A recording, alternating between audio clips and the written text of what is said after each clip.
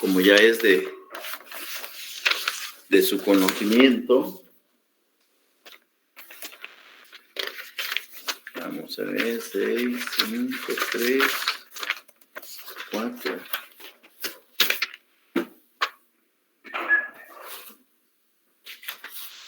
Aquí está. Ya se les subió el laboratorio número 7 y claramente en las instrucciones que se dieron ahí dice: en este laboratorio debe de auxiliarse también. Vamos a grabar la clase.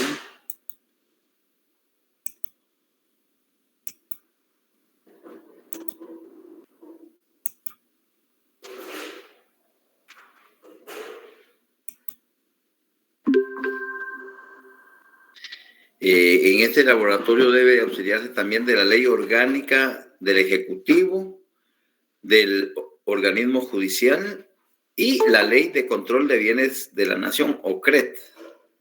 Esa ley cuesta como 5 quetzales. Así van engalanando su biblioteca jurídica, si hubiese necesidad pues de la ley de OCRET, pero es bueno que de todos modos sus derechos administrativos en algún momento les van a servir. Luego en mayúsculas dice: tome nota. Este laboratorio ya no es materia de examen del primer parcial. A partir de este y los restantes se evaluarán en el segundo parcial. Es de que he tratado de ser lo más explícito posible para que ustedes lo tomen en cuenta. ¿Ya? Lo tomen en cuenta. Así es de que, dicho eso, vamos a iniciar. Beverly, deciré buenas tardes. El título que habíamos o que tenemos son varios títulos los que vamos a ver el día de hoy. El primer título: diferencia entre función legislativa constituyente y función legislativa ordinaria. Diferencia entre función legislativa constituyente y función legislativa ordinaria. Aunque ya se los he explicado, voy a hacerles una síntesis para que tengan claridad en esas dos actividades del Estado. Uno, a través de la Asamblea Nacional Constituyente, que emite normas de carácter constitucional y que crea la Constitución. Y otra, la función legislativa ordinaria, que emite permanentemente el Congreso de la República leyes de carácter ordinario. Las dos asambleas actúan en esa función o en esa actividad del Estado que se denomina función legislativa y que anteriormente habíamos dicho que es la actividad que desarrolla el Estado para crear leyes, punto. O si alguien la define como proceso de creación de leyes, estamos perfectamente bien. ¿Ya? Estamos sintonizados.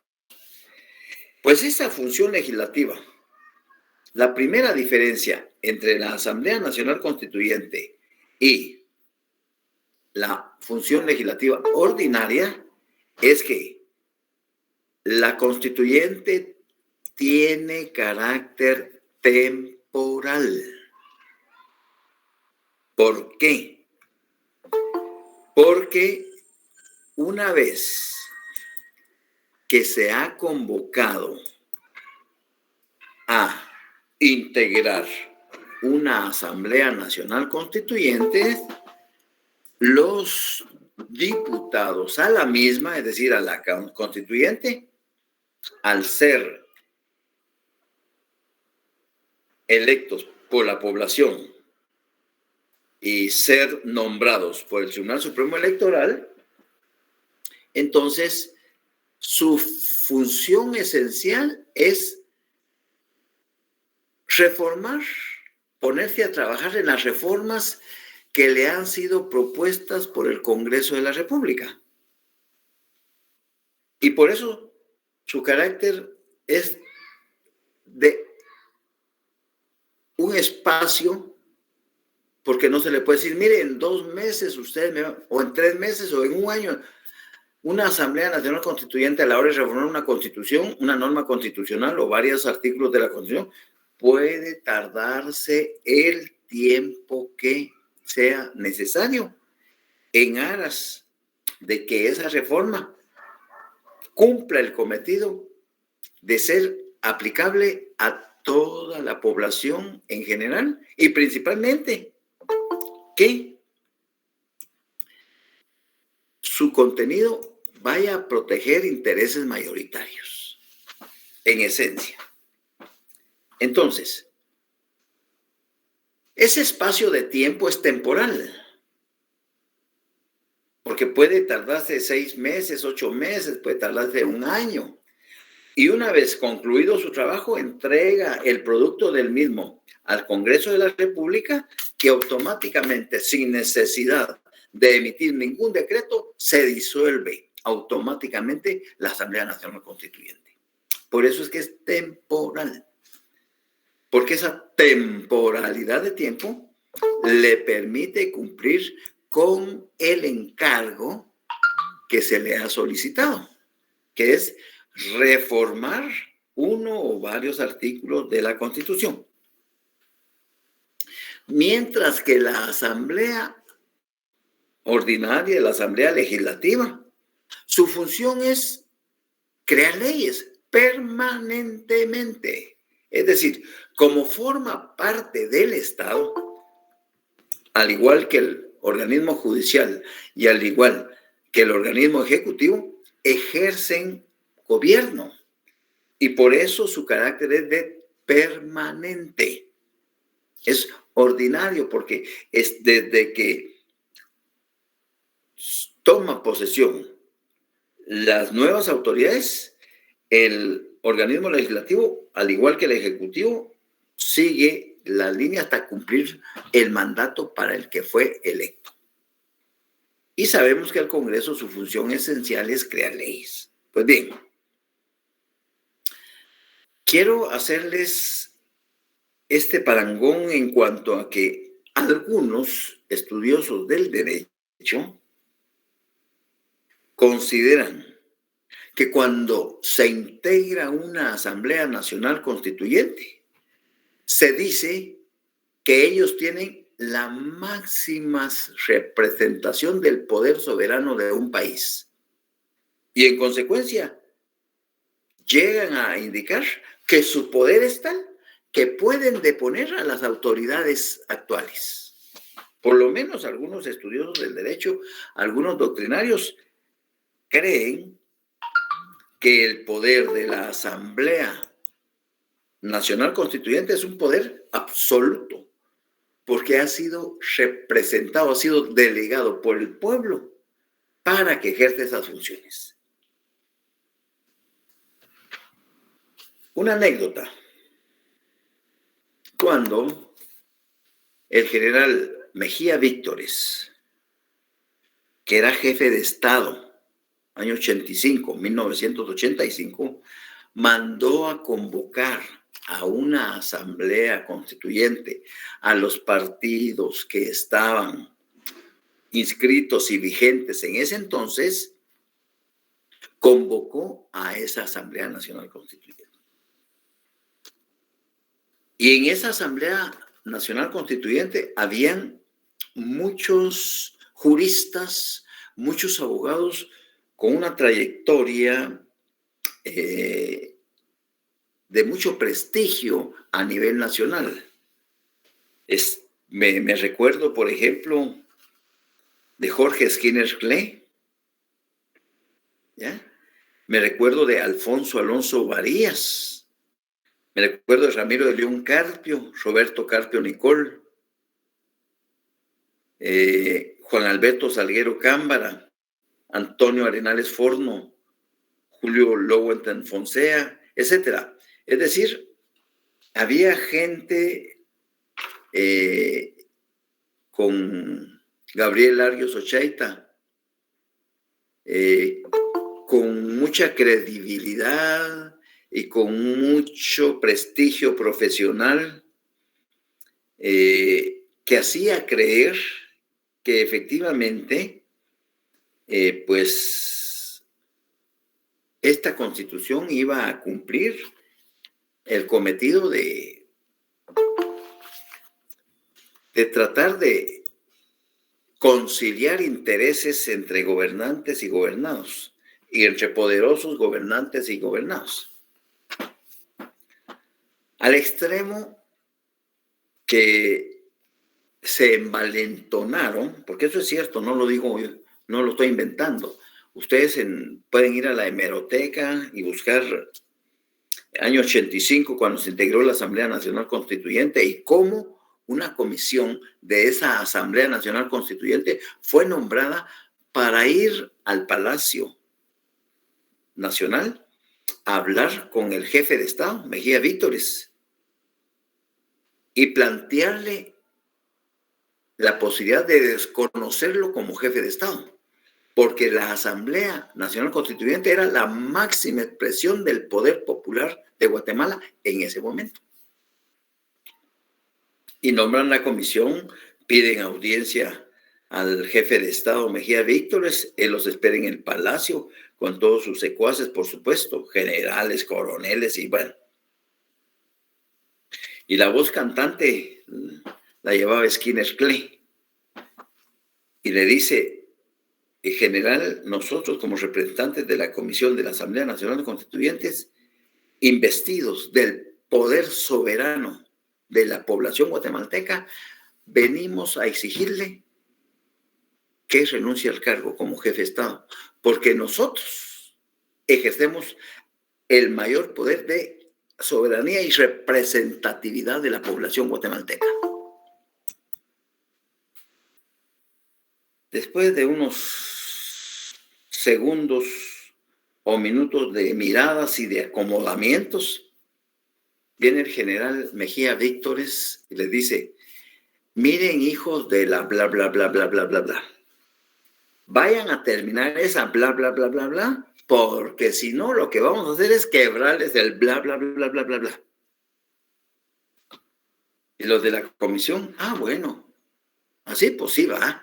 Y se regresaron. ¿Qué pasó, muchachos? Pues esto y esto. Léanlo, eso está ahí en los diarios de ese entonces, ¿verdad? Entonces, es un chiste, de verdad, es un chiste. Es decir, en ese entonces, durante el 54, 55 para acá, los militares ejercieron gobiernos militares que entre ellos mismos se daban hasta llegar al 85, cuando se convocó a integrar esta asamblea, precisamente producto de un golpe de Estado. Que sí, Pablo Ernesto, buen nivel. Y seguimos peor. Eso es lo peor, que seguimos peor. ¿Ya? Bien. Entonces, quería contarles eso porque algunos estudiosos del derecho constitucional consideran que el mayor poder soberano de dominación en un país es el establecimiento de la Asamblea Nacional Constituyente como una máxima expresión de poder. Pero en el caso de Guatemala, no funcionó.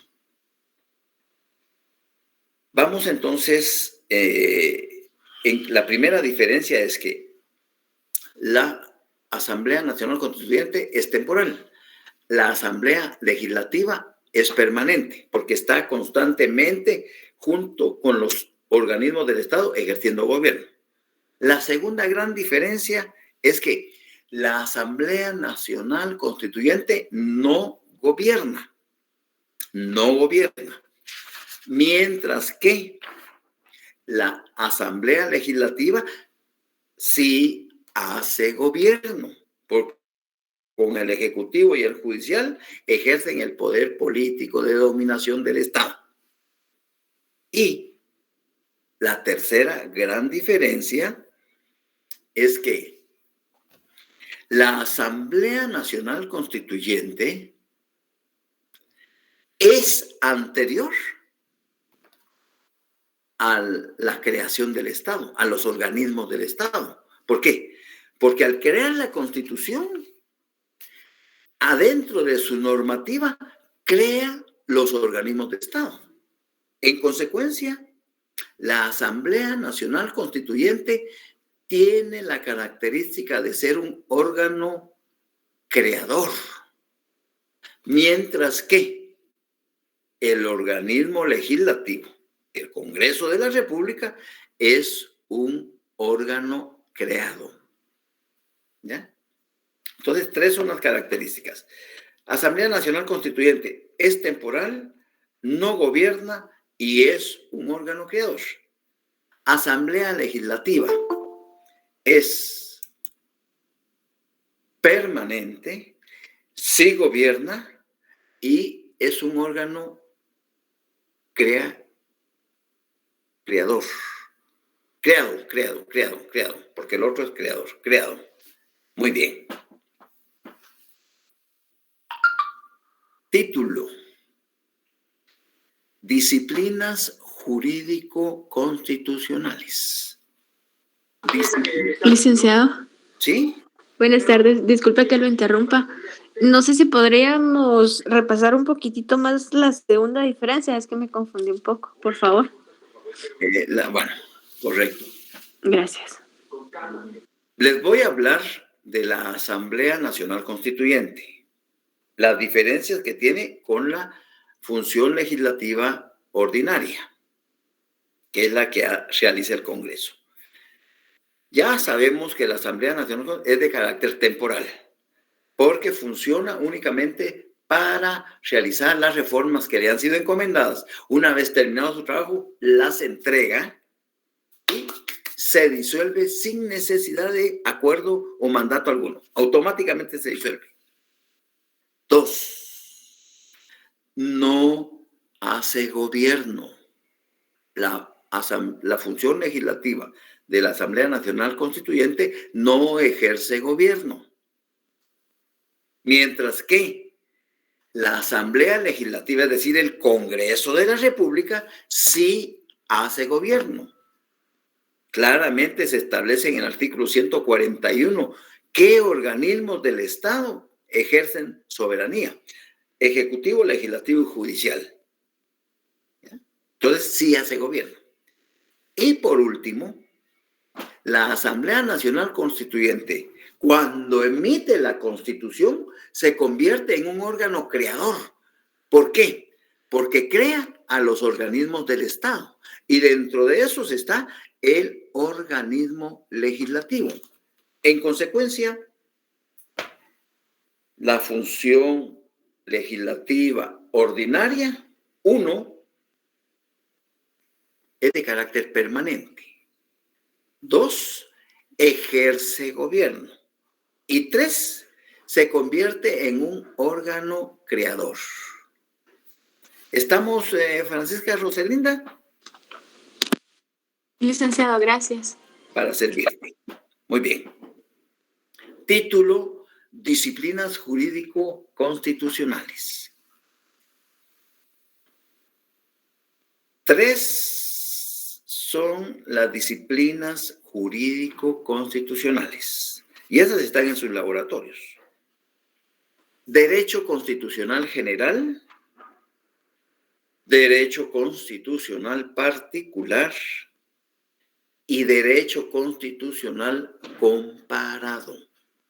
Derecho constitucional general, derecho constitucional particular y derecho constitucional comparado.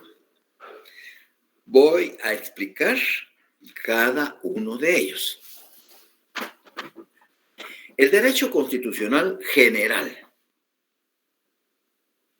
Este derecho es aplicable a cualquier país. ¿Por qué?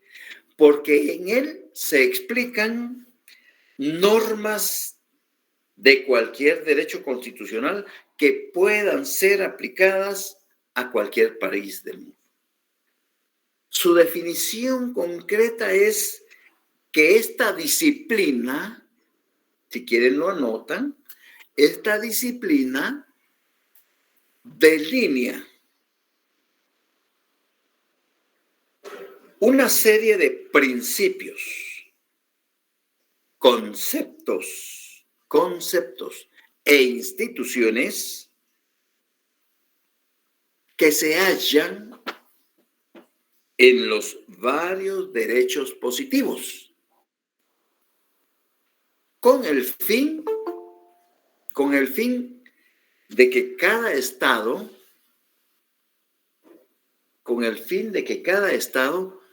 pueda clasificarlos y sistematizarlos para ponerlos en práctica en esa sociedad. Se las repito. El derecho constitucional general delinea una serie de principios, conceptos e instituciones que se hallan en los varios derechos positivos, con el fin de que cada estado pueda clasificarlos y sistematizarlos para ponerlos en práctica en esa sociedad. Cuando nuestros constituyentes elaboraron esta constitución, no crea que se pusieron a quemar los sesos y a... No.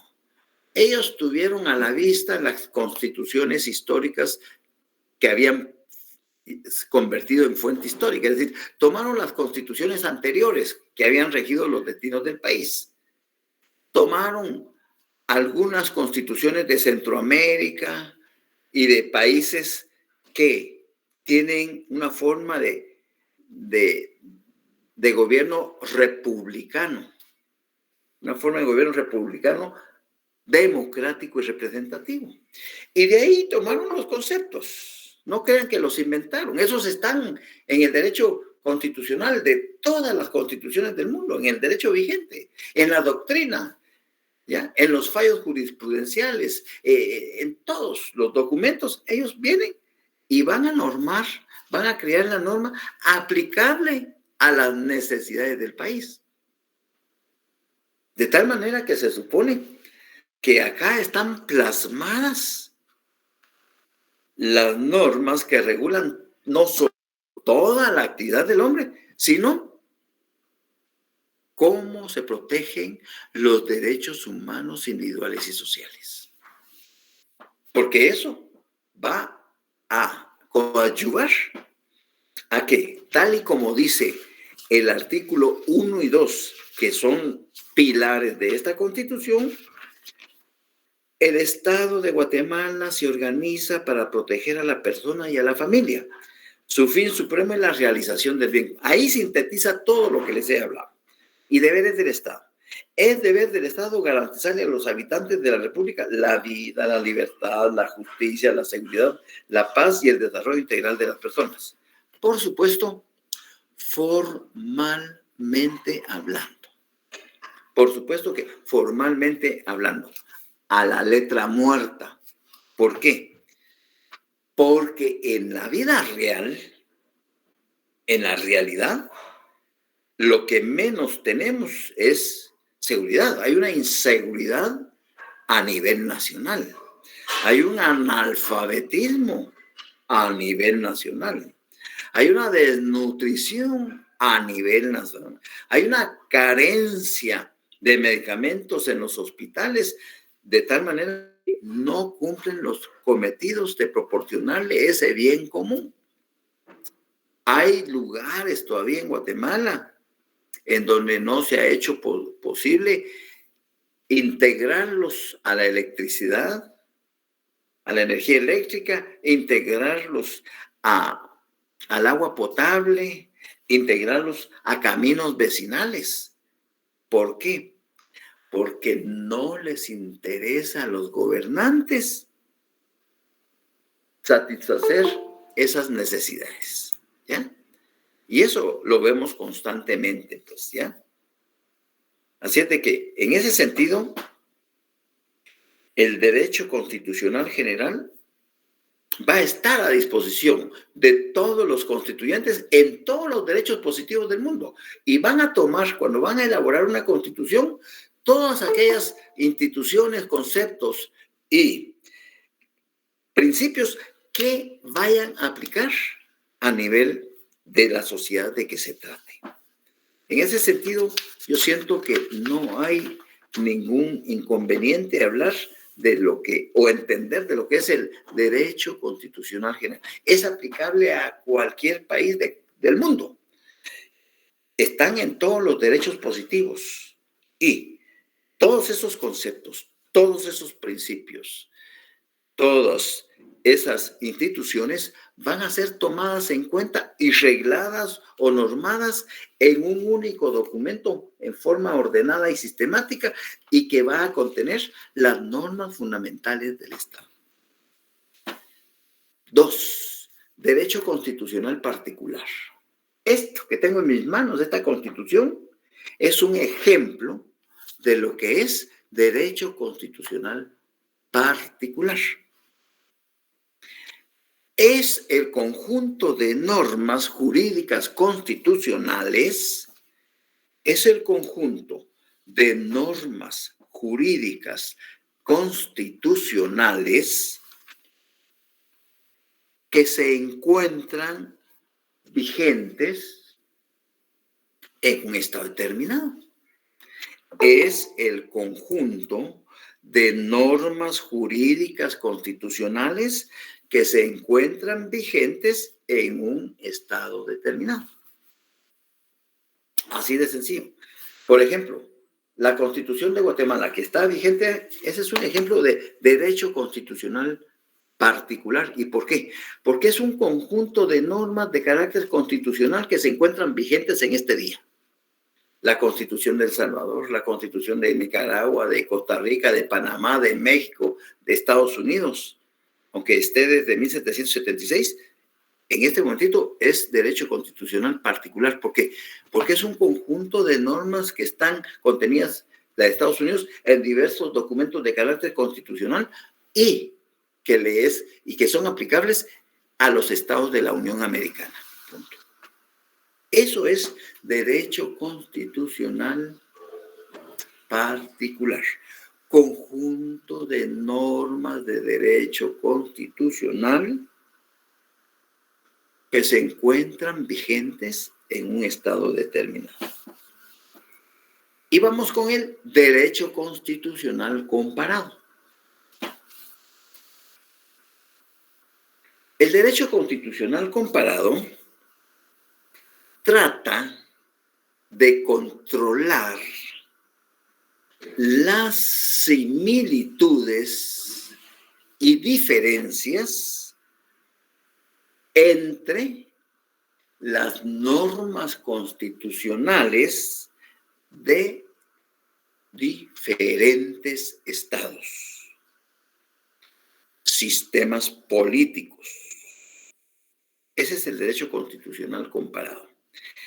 Trata de controlar las similitudes y diferencias entre las normas constitucionales de diferentes estados y o diferentes sistemas políticos.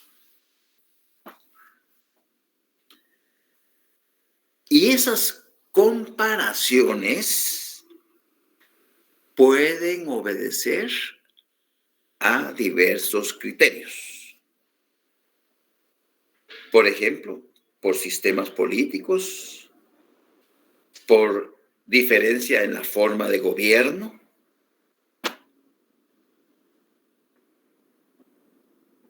por diferencias ideológicas, es decir, va a depender el criterio. Vamos a hacer un ejercicio que yo se los voy a dejar para que ustedes lo hagan este fin de semana. Vamos a comparar el artículo 141 de nuestra Constitución, que habla de la soberanía. La soberanía radica en el pueblo, quien la delega para su ejercicio en los organismos legislativo, ejecutivo y judicial. La subordinación entre los mismos es prohibida. Ese 141, ustedes van a compararlo con la Constitución de la República Federal Mexicana y con la República de Cuba, para tratar de controlar o encontrar qué diferencias y qué similitudes existen entre el concepto de soberanía que nosotros tenemos regulados en nuestra Constitución y lo que tiene regulado la Constitución mexicana y la Constitución cubana. También de esos mismos estados vamos a comparar, por ejemplo, el artículo 41, protección a la familia. Artículo 47 de Guatemala, el Estado garantiza la protección social, económica y jurídica de la familia, promoverá su organización sobre la base legal del matrimonio, la igualdad de derechos de los cónyuges, la paternidad responsable y el derecho de las personas a decidir libremente el número y espaciamiento de sus hijos. Ese artículo 47 lo van a comparar con los artículos que regulan la protección a la familia en la Constitución de la República Mexicana y en la Constitución de la República de Cuba. Y por último, vamos a comparar el artículo 39 de la propiedad privada. Se garantiza la propiedad privada como un derecho inherente a la persona humana. Toda persona puede disponer libremente de sus bienes de acuerdo con la ley. El Estado garantiza el ejercicio de este derecho y deberá crear las condiciones que faciliten al propietario el uso y disfrute de sus bienes, de manera que se alcance el progreso individual y el desarrollo nacional en beneficio de todos los guatemaltecos. Me hacen entonces un estudio comparativo, encontrando diferencias y similitudes con la Constitución de la República de Cuba y con la Constitución del Estado Federal Mexicano. Muy bien. Sigamos. Título. Francisca, dime. Licenciado, el artículo 49 es también de la Constitución. No, ¿verdad? Sí. 49. Sí. No mencioné ningún artículo 39. Ok. También siempre de la Constitución, ¿verdad? Los tres son de nuestra Constitución. Ok, el 141, el artículo 47 y el artículo 39 de nuestra Constitución. Listo, gracias. Para servirte. Bien, título. Estamos en tiempo todavía. Constitución.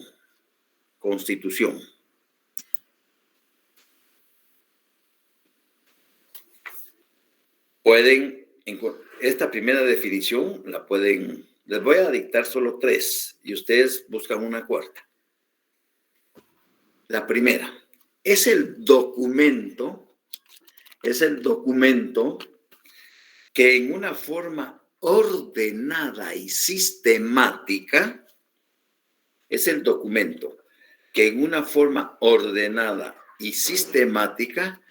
contiene las normas fundamentales de un Estado. Es el documento que en una forma ordenada y sistemática contiene las normas fundamentales del Estado. Esa es la primera definición. Documento que en forma ordenada y sistemática contiene las normas fundamentales del Estado. Vamos con una segunda.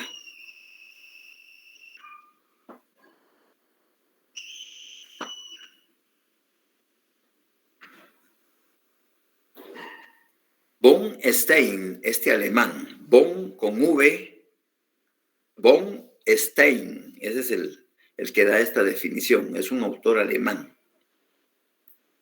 Es el conjunto de todas las leyes,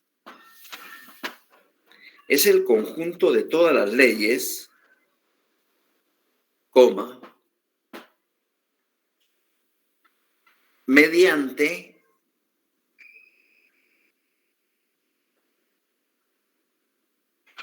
las que se establecen no solo la forma de gobierno, mediante las que se establecen no solo la forma de gobierno, coma, sino las modalidades precisas para funcionar los diversos poderes públicos. Se las voy a repetir.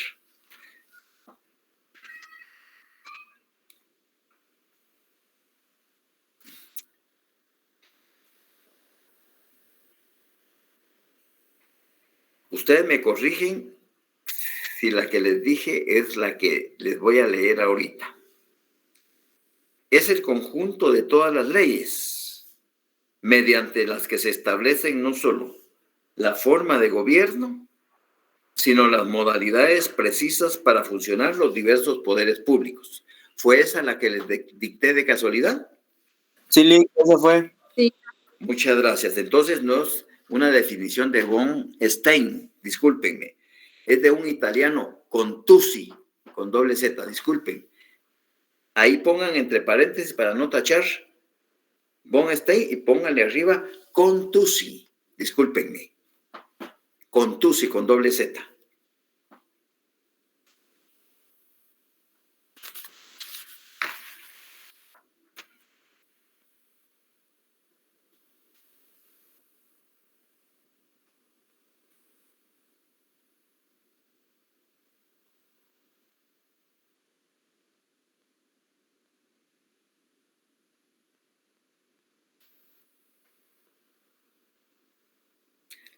La última, la doctrina clásica,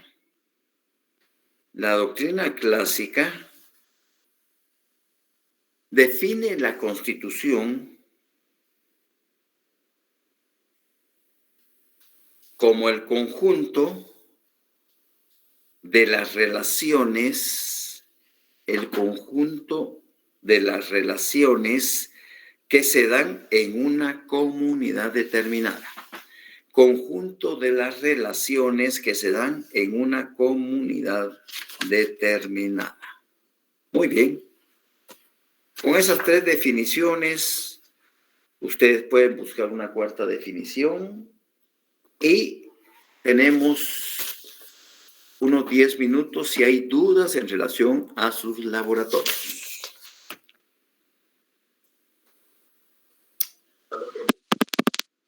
¿Eres tan amable con la 24 del laboratorio 6?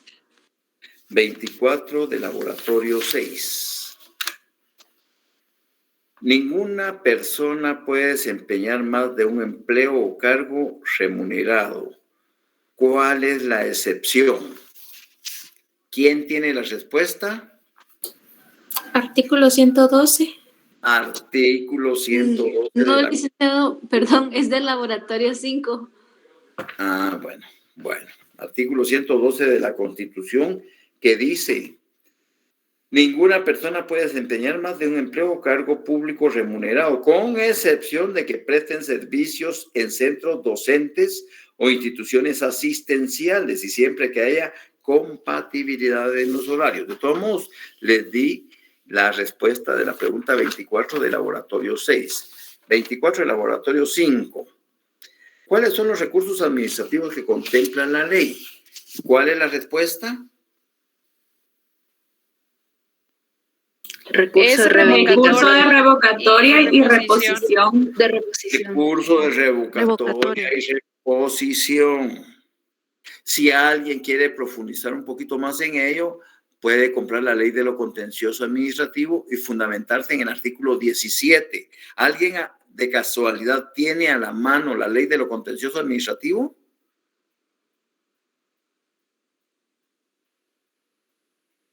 ¿Alguien tiene en la mano la ley de lo contencioso administrativo? No, de plano. Muy bien. ¿Alguna otra duda? Licenciado, disculpe, la respuesta que dio es la pregunta 24 o de la 25. La 24. ¿Cuáles son los recursos administrativos que contempla la ley? ¿Ya? Es la 24 del laboratorio 5. La 23 del laboratorio 6. Dice la 23. Los trabajadores de las entidades descentralizadas del Estado se regirán en sus relaciones de trabajo con el personal a su servicio por las leyes laborales comunes, siempre que no menoscaben otros derechos adquiridos. ¿Es cierto ese enunciado? ¿Ese enunciado en dónde lo encuentran? ¿Cuál es la respuesta? Sí, Artículo 111. ¿Artículo? 111. 111. Muchas gracias. De verdad. Dice, régimen de entidades descentralizadas. Las entidades descentralizadas del Estado que realicen funciones económicas similares a las empresas de carácter privado se regirán en sus relaciones de trabajo con el personal a su servicio por las leyes laborales comunes, siempre que no menoscaben otros derechos adquiridos, ¿ya? Entonces, ¿es cierto ese enunciado? Pues por supuesto que sí. ¿Alguna otra duda? Nick, disculpe, yo tengo la ley de lo contencioso administrativo. Léeme Te lo estaba el buscando. artículo 17, solo para que Todos, todos, por favor. Muchas gracias.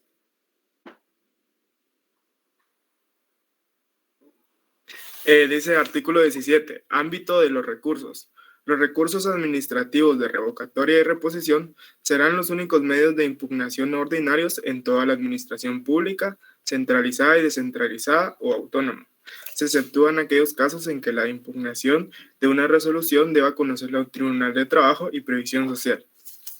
Muchísimas gracias. Ahí está la respuesta a la pregunta 24 del laboratorio 5. La respuesta a la pregunta 1 del laboratorio 6 dice, el Estado reconoce y garantiza el derecho a la seguridad social para beneficio de los habitantes de la nación. ¿A qué institución le corresponde cumplir tal misión? Respuesta. Ministerio de Gobernación. Instituto Guatemalteco de Seguridad Social. Muy bien, Andrés, muy bien, Carla. Excelente. 31 del 6, dice. La pregunta 31, no hay del 6, no hay, del 6 solo llega a 25 preguntas. La 20 del 5. El Estado controlará la calidad de los productos alimenticios, farmacéuticos, químicos y de todos aquellos que puedan afectar la salud y bienestar de los habitantes. Investigue qué instituciones son las encargadas en el medio nacional para efectuar esos controles de calidad. Quiero oír respuestas. Yo encontré que era el Departamento de Regulación y Control de Productos Farmacéuticos, dice. Muy bien, ¿qué más hay? Pero no sé si solo es ese, es que solo ese encontré. Licenciado, yo puse el Ministerio de Salud Artículo Pública 96. y Asistencia Social, artículo 96, control de calidad de los productos. Muy bien, ¿qué otra respuesta? Ahí hay varias respuestas, pero las dos están bien. Disculpe, yo encontré que el Estado según el artículo 96 de la Constitución. El artículo 96. Muy bien, vamos a leer el artículo 96, control de calidad. El Estado controlará la calidad de los productos alimenticios, farmacéuticos, químicos y de todos aquellos que puedan afectar la salud y bienestar de los habitantes. Velará por el establecimiento y programación de la atención primaria y la salud y por el mejoramiento de las condiciones de saneamiento ambiental básico de la también, por eso les digo, hay muchas respuestas. Excelente. ¿Alguna otra? Ministerio de Salud Pública. Sí, correcto. Muy bien. Ya. Gracias. Para servirte. Vamos a ver. Ley la 21 del laboratorio 5. La 21 del laboratorio. El Estado reconoce y garantiza el derecho a la seguridad social para el beneficio de los habitantes. ¿A qué institución le conviene? Al Instituto Guatemalteco de Seguridad Social. Muy bien. ¿Algo más? Bueno. Perdón, era el laboratorio 6. Laboratorio 6, la 21. Los principios en que se funda el régimen económico y social de la República de Guatemala son principios de justicia social. Ahí está, Artículo mira. 118, Lic. Artículo 118. Muy bien, miren, estoy encantado con sus respuestas. Se ve que están estudiando, se ve que le están tirando a los 30, ¿ya? El régimen económico y social de la República de Guatemala se funda en principios de justicia social. ¿Alguna otra? Pregunta 20 del laboratorio 6. Las relaciones del Estado y sus entidades autónomas con sus trabajadores se rigen por la ley del servicio civil, con excepción de aquellas que se rijan por leyes o disposiciones propias de dichas entidades. Mencione 2 entidades que no rijan sus relaciones con la ley del servicio civil. Universidad de San Carlos de Guatemala. El judicial, Lic, el legislativo. Yo puse el ENCA. La Superintendencia de Bancos, Banco de Guatemala, Corte de Constitucionalidad, Ministerio Público, Tribunal Supremo Electoral, organismo judicial. Perfecto. Híjola, eran solo 2. Perfecto. La 18 de las 5 dice: ¿en qué consiste la obligación del Estado sobre la salud y asistencia social? Respuesta de la 18, ¿en qué consiste la obligación del Estado sobre la salud y asistencia social? ¿Cuál es la respuesta ahí? Artículo 94, Lic. Artículo 94. Artículo 94, muchas gracias. Obligación sobre salud y asistencia. El Estado velará por la salud y asistencia social de todos los habitantes.